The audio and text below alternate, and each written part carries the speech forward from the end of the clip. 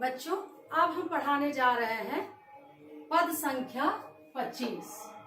पद संख्या 25 में गोपियां उद्धव से कहती हैं कि हे उद्धव, आए जोग सिखावन पाड़े। पाड़े यहाँ उद्धव से है। पाड़े शब्द वो बोल करके व्यंगात्मक शब्दों का प्रयोग किया है। यहाँ पे ये व्यंग है,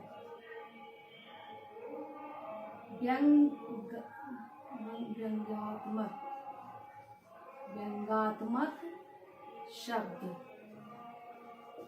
तो यहाँ पे गोपियां कहती हैं कि हे उद्धव यानी हे पाड़े, आप हमें योग साधना सिखाने आए हैं। आप हमें योग साधना सिखाने आए हैं। आगे देखिए, परमारथ पुराणन लादे जो बंजारे ठाड़े। बंजारे ठाड़े, इसमें बंजारे का अर्थ होता है, यहाँ पे हम आप दिखाते यहाँ बंजारे का है पुराना सामान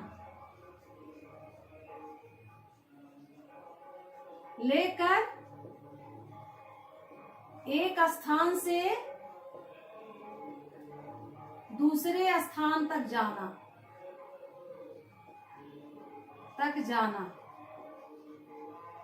बंजारा शब्द होता है कि जो इंसान अपना सामान, उसका कोई ठिकाना अस्थायित्व रूप से नहीं रहता है, वो एक जगह से दूसरी जगह पे घूमता रहता है। तो गोपियां यहाँ पे कह रही हैं कि हे उद्धव, आप पुराना सामान ले करके, यानी योग साधना को पुराना सामान, निराकार ब्रह्म का पुराना सामान बोल रही हैं।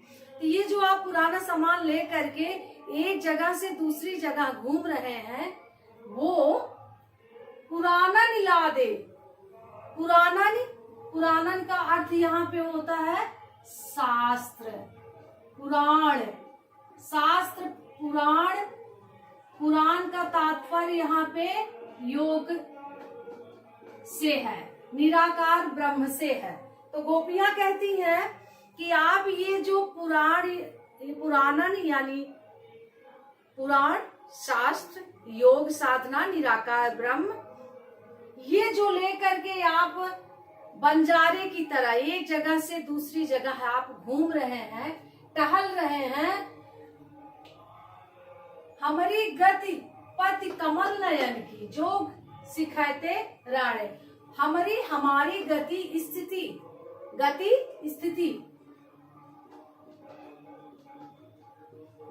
पति कमल नयन, यहाँ पे कमल नयन श्री कृष्ण से है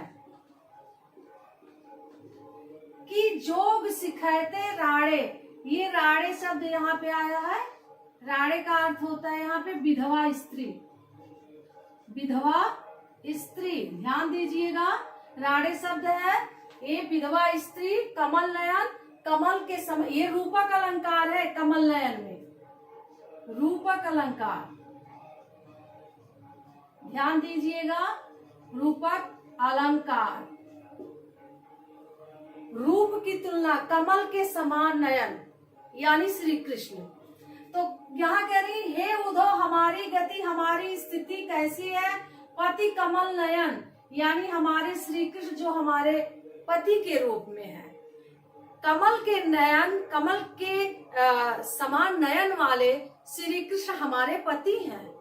हमारी स्थिति वही है, हम सुहागन हैं। आगे की जोग सिखाते राणे, आप योग साधना जाकर किसी विधवा स्त्री को आप सिखाइए। यहाँ पे गोपियां कहती हैं कि हमारे पति जो है वो कमल के समान नयन वाले श्री कृष्ण हैं। हम गोपियां सुहागन हैं, हमने उन्हें अपना पति माना है, इसलिए हम आपकी योग साधना को नहीं अपना सकते हैं। योग साधना, निराकार ब्रह्म की उपासना जाकर विधवा स्त्रियों से करवाइए जिनके पति नहीं है। आगे देखिए, कहो मधुप कैसे समाएगे, एक म्यान दो खाड़े। एक मुहावरा है, एक म्यान में दो तलवारें नहीं रहती हैं। इसीलिए गोपियां कहती हैं कि कहो मधुप। मधुप का मतलब उद्धव से ही है। जैसा कि मैंने आपको पहले बताया कि गोपियां सीधा सीधा उद्धव से बात ना करके बीच में भौरा आता है, उसी भौरे के माध्यम से अपनी बातों को कहती हैं। तो बार बार मधुकर मधुप शब्द का जो प्रयोग किया गया है वो उद्धव के लिए किया गया है। तो गोपियां कहती हैं कि कहो मधुप कैसे समाएंगे, हे उद्धव आप ही बताइए कि कैसे समाएंगे एक म्यान दो खाड़े। खाड़े मतलब तलवार, खाड़े का अर्थ है तलवार। तो भला आप ही बताइए एक म्यान में दो तलवार कैसे रह सकती हैं। यानी एक म्यान में दो तलवार का तात्पर्य है कि हमारे हृदय में तो श्री कृष्ण बसे हुए हैं, कमल नयन बसे हुए हैं, तो पहले से श्री कृष्ण हमारे पति हैं। तो आपका ये जो निराकार ब्रह्म है उसको मैं कहाँ रखूं, इसलिए एक म्यान में दो तलवारें नहीं रह सकती हैं। आगे कहूं षटपद। षटपद का मतलब यहाँ भौरे से है, भौरे भ्रमर से है, ठीक है। कहूं षटपद कैसे खयत है, हाथिन के संग गाड़े। गाड़े यहाँ गन्ना है, गन्ना। तो गोपियां कहती है कि हे उद्धव कैसे खयत है, कैसे खाया जा सकता है, हे उद्धव कैसे खाया जा सकता है। हाथिन के संग गाड़े, यानी हाथी जो है जब गन्ना खाता है तो ढेर सारा गट्ठे के गट्ठे खाता है। तो हम उसकी तुलना हम आपके निराकार ब्रह्म की तुलना साकार ब्रह्म यानी श्री कृष्ण से नहीं कर सकते हैं। यहाँ पे हाथियों का गन्ना खाने का तात्पर्य श्री कृष्ण से है कि मैं हाथी के गन्ने के खाने के बराबर मैं अपनी तुलना नहीं कर सकती हूँ। हाथी जब गन्ना खाता है तो उसकी तुलना मैं अपने से नहीं कर सकती हूँ। काहे जो झाला लय मिलवत। देखिए झाला का मतलब भ्रम होता है, ये देखिए झाला का अर्थ भ्रम, झंझट।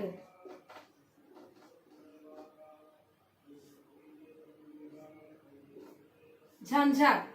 तो काहे जो झाला लय मिलवत कौन चोर तुम ठाड़े। यहाँ पे गोपियां कहती हैं कि हे उद्धव आप हमें भ्रमित मत करिए, हे उद्धव आप हमें भ्रमित मत करिए। काहे जो झाला, हमें भ्रमित मत करिए। मिलवत कौन चोर तुम डाड़े, यहाँ पे कौन चोर है जो आप दंडित करना चाहते हैं। ये डाड़े शब्द जो लिखा है आया है, ये डाड़े का मतलब है दंडित करना, दंडित करना, ठीक है।